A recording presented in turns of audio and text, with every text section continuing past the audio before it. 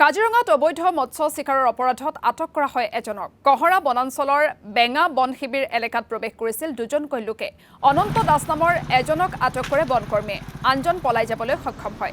যুৱকজনৰ পৰা জব্দ মৎস্য চিকাৰৰ সামগ্ৰী ইতিমধ্যে গোচৰ ৰুজু কৰি ন্যায়িক জিম্মালৈ প্ৰেৰণ কৰা হৈছে যুৱকজনক।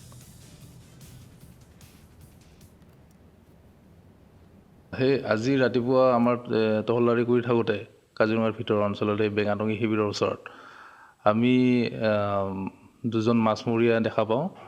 তৎক্ষণাত আমাৰ দলটিয়ে তেওঁলোকক কৰায়ত্ব কৰিবৰ কাৰণে ঠাইডোখৰ ঘেৰি ধৰে। আমি এজনক কৰায়ত্ব কৰোঁ আৰু আন এজন পলাই যাবলৈ সক্ষম হয়। যিহেতু কাজিৰঙাখন জংঘলৰে আৱৰি আছে, সেই সুযোগ লৈ আন এজন পলাই যায়। কি নাম মানুহজনৰ হৈছে অনন্ত দাস। তেওঁৰ পৰা আমি এখন কৰায়ত্ব কৰিব পাৰিছোঁ আৰু তেওঁ সোধ-পোছ কৰোঁতে তেওঁ ক'লে যে যিজন নেকি তেওঁৰ লগত আছিলে, তেওঁৰ লগত এখন জাল আছিলে আৰু মোনা আছিলে।